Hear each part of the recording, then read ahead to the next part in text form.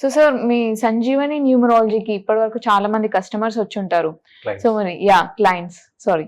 So మరి ఆ clients లో మీరు ఐ మీన్ నేమింగ్ చేసిన క్లయింట్స్ మీ దగ్గరకు వచ్చి మరి మా లైఫ్ లో ఇలాంటి చేంజెస్ ఉన్నాయి సార్ అని చెప్పేసి ఎంతమంది మీ దగ్గరకు వచ్చి అలా చెప్పారు? ఒకసారి మా ఆడియన్స్ కి కూడా చెప్తారా సార్?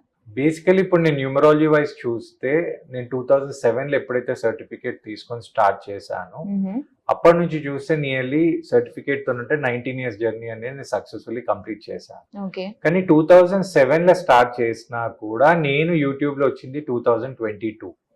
అంటే ఇంత గ్యాప్ ఎందుకు తీసుకున్నానంటే ఇప్పుడు ఎవరైనా ఏదైనా డౌట్ అడిగినప్పుడు న్యూమరాలజీలా ఇప్పుడు కొంతమంది నేను న్యూమరాలజీ చేసినాక కూడా కొన్ని బుక్స్ లో చూస్తే కొన్ని మిస్టేక్స్ అనేది ఉంది.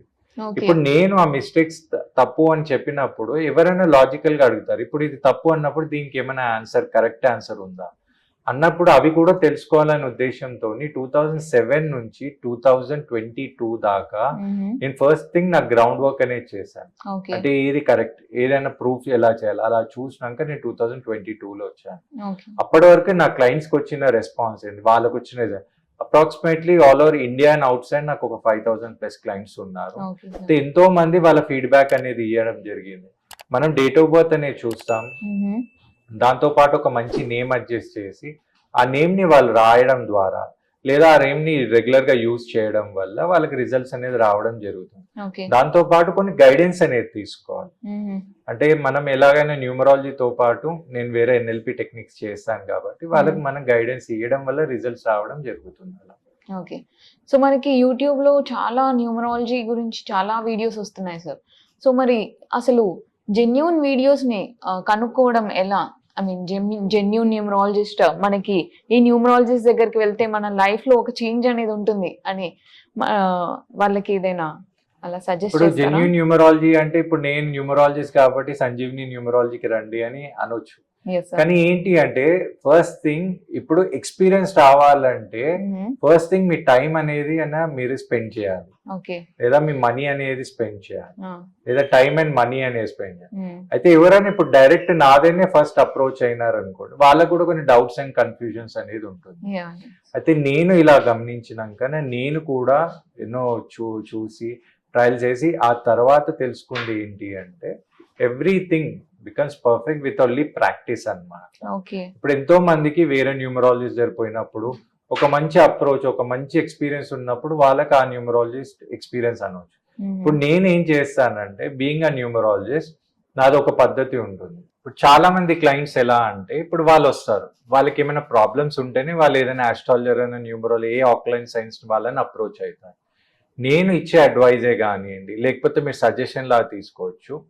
జస్ట్ మీ చార్ట్ ఏదైతే ఉంటుందో like it be astrological chart లేదా న్యూమరాలజీ మీరు మీ డీటెయిల్స్ ఇచ్చేసి ఇప్పుడు నా దగ్గరకు వచ్చినప్పుడు నేను ఒక రూల్ ఫాలో అవుతాను. ఎలా అంటే మీరు మీ పేరు, మీ డేట్ ఆఫ్ బర్త్, మీ సిగ్నేచర్ నాకు ఇవ్వండి, ఒక నామినల్ కన్సల్టేషన్ ఫీజ్ పే చేయండి, నేను మీ గురించి చెప్తాను. మీ డేట్ ఏం రివీల్ చేస్తుంది, మీ ఫ్యాడిక్ నంబర్ ఏం రివీల్ చేస్తుంది, మీ నేమ్ నంబర్ ఏం రివీల్ చేస్తుంది, మీ సిగ్నేచర్ ఏం ఇంపాక్ట్ ఇస్తుందో నేను చెప్తాను. నేను చెప్తే ఇది కరెక్ట్ ఉంది అనుకోండి, మీకు అది రిజంబుల్ అవుతుంది అంటే అప్పుడు మీరు నా క్లయింట్ కావచ్చు అన్నప్పుడు మీ దగ్గర వచ్చిన క్లయింట్ కి కూడా ట్రస్ట్ అనేది ఉంటుంది. అయితే మనం పోయి మనం చెయ్యొద్దు, నేను ఏం చెయ్యొద్దు అని చెప్తాను అంటే మీరు పోగానే మీ ప్రాబ్లమ్స్ అన్ని ఫస్ట్ టైం మీరు చెప్పకండి. మీరు ఎవరికైనా చెప్పినప్పుడు ఇప్పుడు ఆయన జెన్యూన్ ఉన్నాడు అనుకోండి, అర్థం చేసుకొని మీకు ఒక అడ్వైజ్ ఇవ్వడం జరుగుతుంది. కానీ ఇప్పుడు ఆయన జెన్యూన్ కానప్పుడు మీరే ఇన్ఫర్మేషన్ మొత్తం ఇస్తే ఇండైరెక్ట్లీ మీ ఇన్ఫర్మేషన్ అంత ఉన్నప్పుడు మీకు కంపల్సరీ ప్రాబ్లమ్స్ ఉందని చెప్పి they can charge you nicely. అవును సార్. సో సార్ నేను రీసెంట్ గా ఒక వీడియో చూసాను. సో కలర్ న్యూమరాలజీ కూడా ఉంటుందంటారా సార్? ఐ మీన్ ఏదైనా ఇంపార్టెంట్ వర్క్ కి వెళ్ళేటప్పుడు అది ఈ కలర్ వేసుకొని వెళ్తే you'll be getting the success అని చెప్పేసి చాలా మంది నమ్ముతుంటారు. సో అది ఎంతవరకు నిజం అంటారు?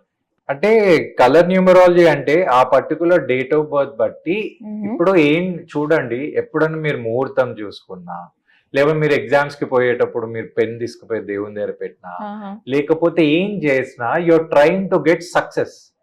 మెయిన్ మోటో ఏంటంటే మీరు అనుకున్న పని సక్సెస్ కావాలంటే మీరు చేసే ప్రయత్నాలని మనం రెమెడీస్ లాగా అనుకోవచ్చు. ఇప్పుడు పాత కాలంలో అందరూ అంటారు ఇంట్లో నుంచి బయట పోయినప్పుడు పెరుగు తినేసి వెళ్ళండి. Yeah, అవును ఇప్పటి sir. కూడా మీరు ఇప్పుడు so called God of cricket Sachin Tendulkar, Yeah, అవును sir. ఆయన ఒక సాక్స్ వేసుకొని ఒక షూ వేసుకున్నాకనే ఇంకో సాక్స్ వేసుకొని ఒక షూ వేస్తారు. Okay. అంటే ఆయనకు ఒక ఫాలోయింగ్.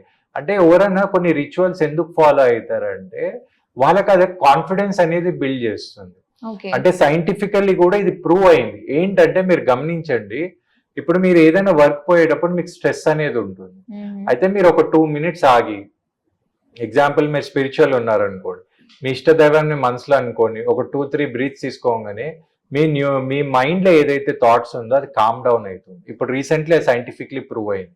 ఇప్పుడు మీరు గమనిస్తే చాలా మంది ప్లేయర్స్ కూడా ఎస్పెషల్లీ ఇన్ టెన్నిస్ మీరు గమనించండి, కొంచెం మంది కొన్ని ఫాలో అవుతారు. ఏంటంటే Mhm. మీరు మ్యాచ్ స్టార్ట్ అయ్యేటప్పుడు ఇప్పుడు రాజర్ ఫెదరర్ ఆయన ఏం చేస్తాడంటే వాటర్ బాటిల్స్ అనేది ఆయన ఇది అడ్జస్ట్ చేస్తాడు అనమాట. Okay. అంటే గేమ్ ఆడే ముందు Uh-huh. కొంతమంది అంటే ఆయన యూజ్ చేసే క్లాత్ ని ఇట్లా 2 times ట్యాప్ చేస్తాడు. అంటే ఇవన్నీ ఏంటంటే మీ మైండ్ ని ఫోకస్ చేయండి. Mhm. అంటే ఇవి మనం ఒక రిచువల్స్ అనొచ్చు, లేదా రెమెడీస్ అనొచ్చు, Mhm. లేదా టిప్స్ అనొచ్చు. Okay. అంటే ఇప్పుడు కొంతమంది ఈ డేట్ ఆఫ్ బర్త్ ఎగ్జాంపుల్ ఈరోజు సండే ఉంది, సండే అన్నప్పుడు మీకు కలిసి వస్తుందంటే ఒక పని చేయండి, రెడ్ కి సంబంధించిన ఏదైనా వస్తువు పెట్టుకొని పోండి. దేవుని దయలో మీకు సక్సెస్ వచ్చింది అనుకోండి, Uh-huh. ఆ రూల్ అనేది కంటిన్యూ ఫాలో అవుతారు. Yeah, అవును సార్. ఇప్పుడు సాటర్డే వచ్చింది, సాటర్డే అంటే ఇట్ రిప్రజెంట్స్ సాటర్న్ శని మహారాజ్. అయితే ఎవరైతే ఆయన ప్రీతి కోరాలనుకున్నప్పుడు నార్త్ ఇండియాలో మీరు గమనిస్తే సాటర్డే రోజు అందరు నల్ల బట్టలు వేస్తారు, నల్ల ప్యాంట్స్ వేస్తారు, అవును షూస్, sir.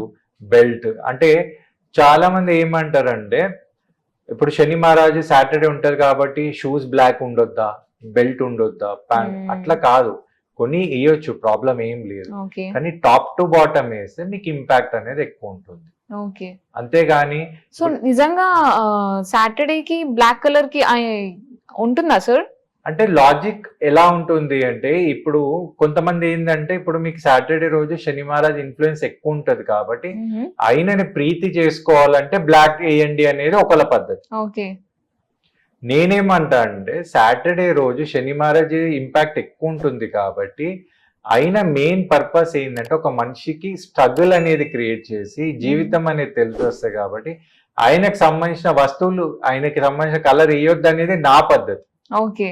అంటే ఇది రెండిటికి ఒక లాజిక్ అనేది ఉంది. Yeah, yes, sir. కాబట్టి ఎవరు ఎలాంటి మెథడ్ అనేది ఫాలో అవుతారో అది వాళ్ళు ఫాలో అయ్యే పర్సన్ మీద డిపెండ్ అయి ఉంటుంది.